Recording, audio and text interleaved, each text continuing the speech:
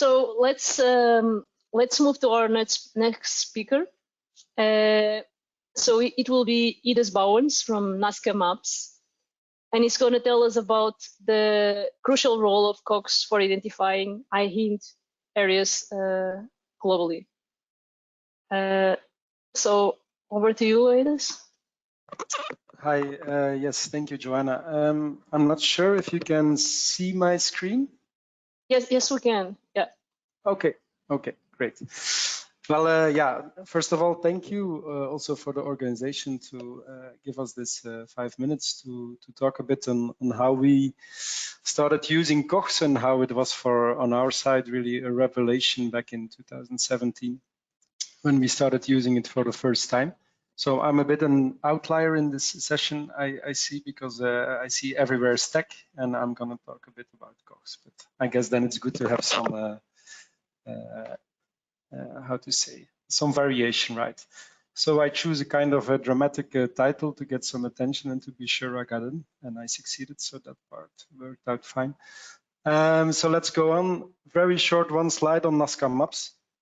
We are a very quite small company from Belgium. I guess most of you don't know us. We're about 10 people located in the beautiful city of Leuven in Belgium. Geo-ICT company, but really with the focus on building web applications focused on location. Some of us have a background in remote sensing as well. So that's also why we got a bit involved in working with this COG formats, etc. as well. But today I want to talk about the Global Wind Atlas. Global Wind Atlas is something we worked on since 2017. And to be very clear on that, it is not a project that is our project from Nazka. It's an initiative from the World Bank in close cooperation with the Danish Technical University, ESMAP and Vortex. It is not suitable, I have to tell you, I get this question a lot. It is not suitable to be used to know if you will have a lot of headwind when taking the bike and going from A to B. It is about looking for places for suitable for wind energy resources.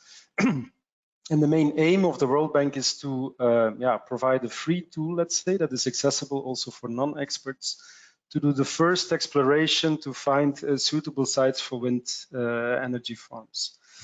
So the assignment was, let's say, to combine a lot of layers, a lot of information into a tool that is accessible for policymakers, for investors, etc., to explore the potential. So there's a lot to say about this Global Wind Atlas. I cannot say it in 5 minutes. Just go to the URL and take your time to visit it if you're interested. So, but COGs played really a crucial role when building this interface back in 2017. And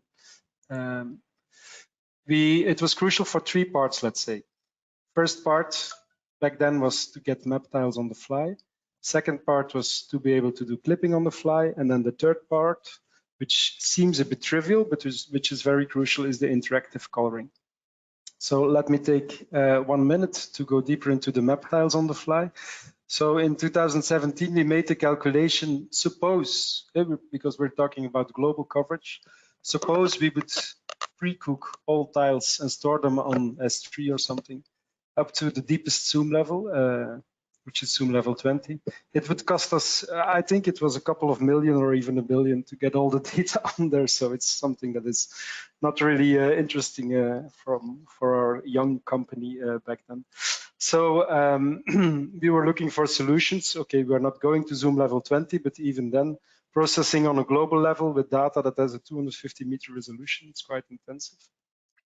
So when we built a system where when we go to different parts, depending on the zoom level the user is on. So we do a pre-cooking of tiles up to zoom level 10. We store those on S3, that's doable. And then when a user goes deeper than zoom level 10, it's being redirected to the Lambda. Today it is TiTiler. Back then we used the Marble Cutter Virtual, which was kind of a hassle to get everything installed, but we were very grateful that it was there, of course. We used it in combination with Lambda, and it worked out pretty fine. We were even thinking of kind of every time a user would go deeper to a zoom level, and the tile is generated on the fly, to store that one then on S3 as well and reuse it, etc. But that didn't, it's technically possible, but it didn't show out to be much of an advantage. So, but this showed for us a very good principle, and we use it also in some of our other maps that we are making. The performance is almost identical, so you don't really feel a real difference from a user point of view, I think. So that was the first crucial part for us when starting to work with the COG files. Second thing is a clipping on the fly. So we have all these different layers that we have in the Wind Atlas. We have them sitting as global files. Each one is a separate global COG file, one COG file.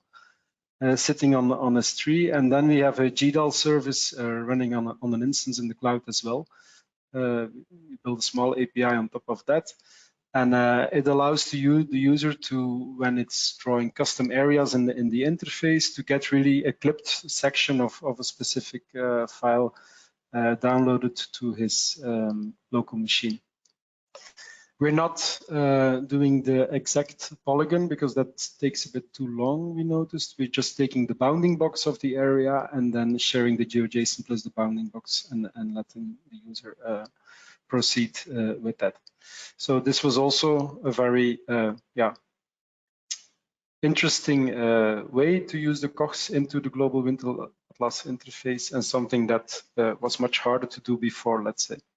So that was the second one. And then the third one, that's a bit the most, I don't know if I can use sensational, but I'm going to use it. So the most sensational one. We are, just a warning that we are arriving to the end of the time. Okay. Okay, I'm going to. Let's continue. So this is an important one. What we do with TiTiler is we're getting the map TIFF tiles to the interface instead of the PNG tiles. So we get the raw data on the client side, and we do the coloring of the TIFF tiles in the canvas of the browser.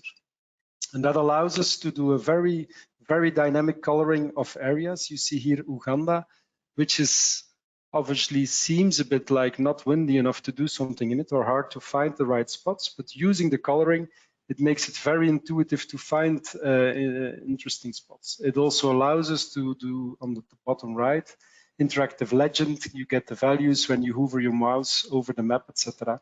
So it allows you to make the values very interactive, let's say. And that's my last slide.